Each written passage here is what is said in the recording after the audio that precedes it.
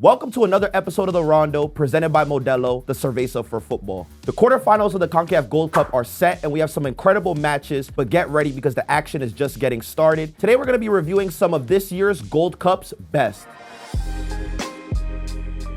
All right, guys, we got to preview some of these matches of this year's Gold Cup. Some of the games in the group stage have been very exciting, and we got some incredible matchups, man. Some of the teams have been playing very well. You have the U.S. men's national team. You have Panama as well. Christian, who are some teams that we should be looking out for? Before DR got eliminated, I would have said DR, but looking forward, obviously the U.S. has high expectations. There's a lot of pressure to perform, but the teams that I think might surprise the people, especially seeing what the last day of group stage matches. Honduras had a big win. Panama always a threat to compete.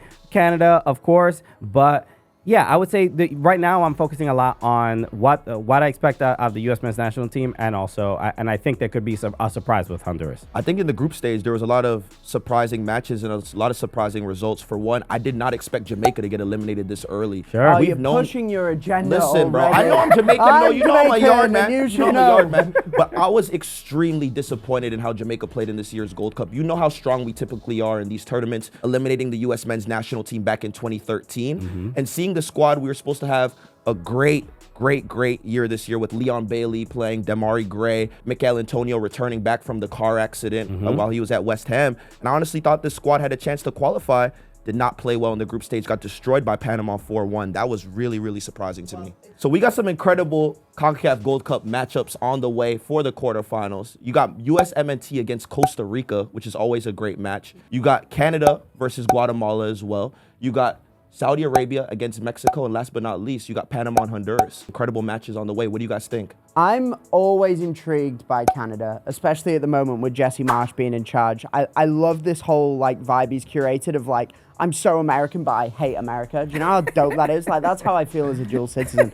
No, but I think Canada looked quite good. Then they had a disappointing result in the group stage, didn't they? But then they've rebounded a little bit, and they've got most of their sort of European lads and that contingents back together. One thing, my favorite quote from any manager recently was Jesse Marsh saying, "I didn't have a single guy who said he didn't want to play in the Gold Cup." I'm like, wink. Who are you talking about? Who are you talking about, that boy? But yeah, no, I'm excited to see them. And then it seems like they could be on a collision course to play the US in the semis, which would be glorious. Let me ask you guys something. Obviously, the US brought their B team or B team for this tournament. Do you guys Diego Luna. Do you guys think they could beat a full strength or kind of more full strength Mexico or Canada team? Do you envision that happening? I think so. I mean, there hasn't really been anyone outside of that are wow, nobody's gonna beat these guys or whatever. So the U.S. with this squad is good enough to win. You know, the two friendlies before against Turkey and Switzerland were a smack in the face of this is the level you need to be at. Yeah, and them boys was not ready. And they were not ready. That was so funny. But I thought the game against Saudi Arabia, and Saudi Arabia is I think as far as expected to win the whole Gold Cup, they're 5th or something like that. I believe they have a lot of players playing in the Club World Cup for Al Hilal and those teams as well. But they do have some young talent from the Saudi league. You know, they're playing against some world-class players. Exactly, in that league. yeah. So they, I thought the game against Saudi Arabia, the 1-0 win, was a difficult game. They really had a low block. They really made it difficult for the U.S., and they ended up winning 1-0. Chris Richards being man of the match.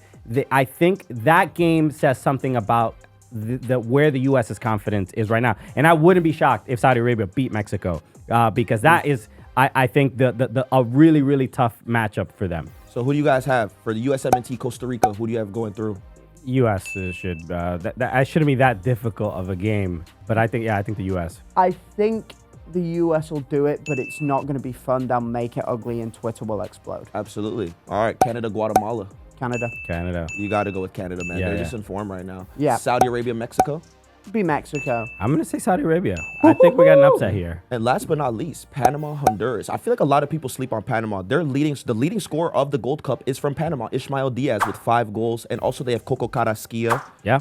who's also, you know, a very big performer for them, playing well. I think he left MLS and he's playing in Europe now. Every day I am baffled more and more by Raheem's football knowledge. He probably didn't even have to look that up before we started this Listen, podcast. bro, trust me. I saw Panama, what they did against Jamaica, bro. They're a very dangerous team, especially on the counterattack. They have Ishmael Diaz attacking, man. They could do some things. Yeah, I'll go Panama on that one then. Yeah, I think Panama as well. And obviously, these quarterfinal matches are going to be very exciting, very enticing. I'm very excited for it. Who is your predicted MVP for this year's Gold Cup? Well, it's interesting because I kind of think it's kind of like the Ballon d'Or, where the best player who has like the biggest moment in the biggest game will ultimately win the thing. Yeah. And I think it'll go one of two ways. I think if the US are to win it, it will probably be because it's my logic. You ready? US win it, Diego Luna play well. I'll go more Malik Tillman, bro. Well, I think Malik Tillman's that guy right now. He is. I'm more of a. Okay, you're allowed to have an opinion. I'm more of a Diego. You're off Luna the show, truther. Tom. Yeah, I was gonna say We're leave. mad at you. I'll leave. Well, they've been trying to find a way to kick me off for ages. So here No we way, are. no way. As if that's the opinion that gets me booted, by the way, of all of the problematic things I've said. but we gotta honestly- cancel Tom for that. No. In all seriousness, though, I think Diego Luna is a baller. So I reckon if he sort of turns it on for the next, it would have to be 3 matches. I reckon he's in with a shout. I'll just and I agree with Raheem. I think Malik Tillman is the best player in the Gold Cup right now, and the leveling up that we've seen from the 2022 World Cup, where he couldn't really even get any minutes, to being PSV's best player. And now just you can see the confidence. We were talking about this on our podcast. You can tell he went from like, hey, I would love to get minutes, to give me the ball. Yeah. I'm going to make a difference right now. So he seems like if he continues having the types of games that he's having, because yes, there were a couple goals that were offside or whatever, but he is putting himself in positions to score or to assist. And it's just something for this B team for the US. It's nice that we need that more than anything. Bayer Leverkusen links with him as well, aren't there? One thing I will say for Malik Tillman in particular, I've been waiting so long for him to give us some performances to just not miss Gio Reyna anymore. Sure. Like, you know, the U.S. men's national team needed number 10 for so long just because Gio Reyna wasn't playing well at the club level, and we needed a number 10, and we didn't have anybody. Malik Tillman would step in, and he just didn't produce at that level that we needed. This is the first time that I've seen Malik Tillman take the game by the scruff of the neck and be like, yo, I'm that guy, and score goals, create chances for his teammates. I'm seeing backheel passes to Patrick Ajimon to run through on goal for chances. You know, it's up to him if he finishes them or not. Right. But listen, as long as Malik Tillman's creating. And also, I think a lot of people are sleeping as well on Tajon Buchanan right now. I think he has 3 goals in the tournament as well, taking a lot of pressure off of Jonathan David. We know he's linked to a lot of clubs as well. We'll see how it goes. And obviously, you cannot count out Mexico and their players. Well, it's funny because Jonathan David's an interesting one in that, I mean, he's technically clubless, isn't he? Technically, basically? yeah. I mean, I imagine there's all sorts of talk going on in the background, but imagine trying to represent your country when at the same time you're like, oh my God, I don't know where I'm going to be. Well, you'll probably have some idea, but like, where am I playing in a month, 2 months? There's no doubt that the debate for the MVP of this tournament will be fierce. A lot of great candidates, but let's take a look at some of the players who are oficial in the game. We've seen some serious Hispanic ballers in world football. Who's your MVP for the greatest Hispanic footballer of all time?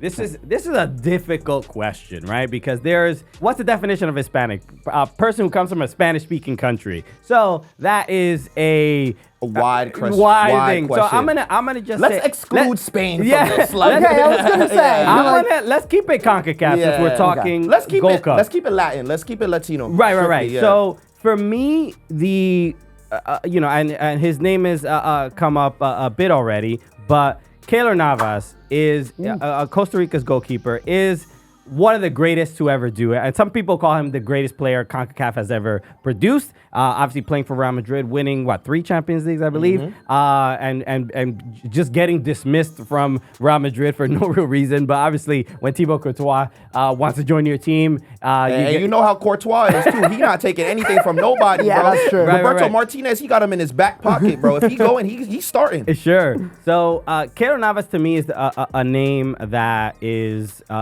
just kind of historic with the region and still doing it. He's 38 years old, still producing at an incredibly high level. I'm also, as a Dominican as well, incredibly proud that DR were able to score a goal against him, and because it says a lot about the confidence of those players. To a goal like that, isn't just a like, oh man, we're they ended up losing the game.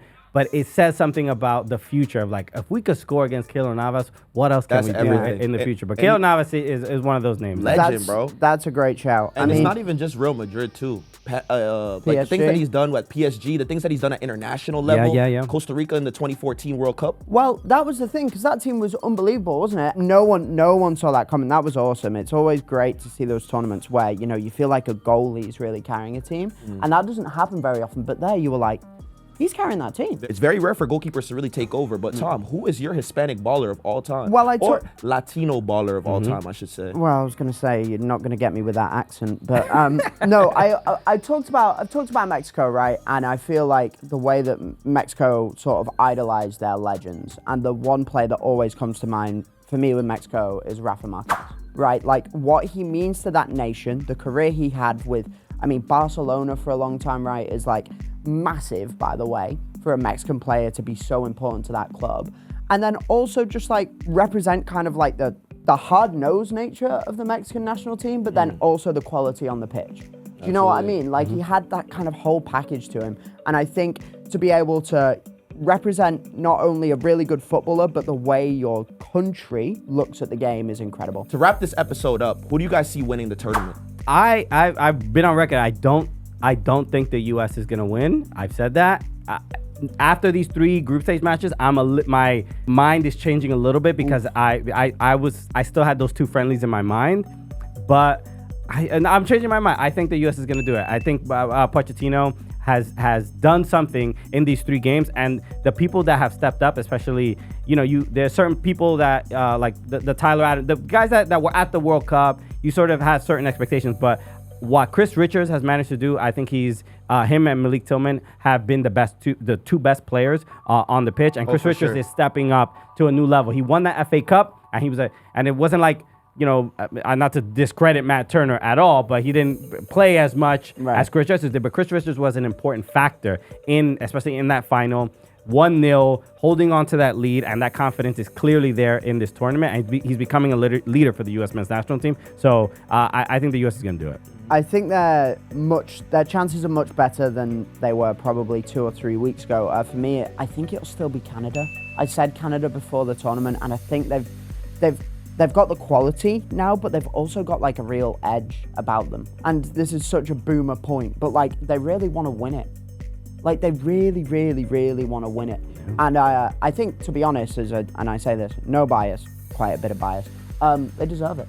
Listen, man, I think the USMNT have a great squad. The biggest worry that I have for the USMNT is that firepower, man. If Ajiman's not working, Haji Wright left the tournament early, you really don't have any other options available, man. When Pochettino gets to that 65th minute mark around the likes of Canada in a semifinal, who do you really put on for an extra energy boost in these matches if it's tied 0-0, 1-1? Tillman. So I'm going to have to give the edge. I think Canada have it to win this tournament. I think they just have the belief. I think Jesse Marsch has a strong squad. It's the one thing I'll say about Canada is that whenever they play in a final against Mexico, they always choke, bro. Or any game against Mexico, they have an inferiority complex against Mexico. So we'll see, but I think Canada takes it. Modelo is the cerveza for football. Having been rooted in football culture for over 30 years, they're continuing to bring their passion to the Gold Cup. If you want a beverage to celebrate those passionate wins, pick up a Modelo to make every sip feel like a goal. Make sure you like, comment, and subscribe, and let us know who's gonna win this year's Gold Cup.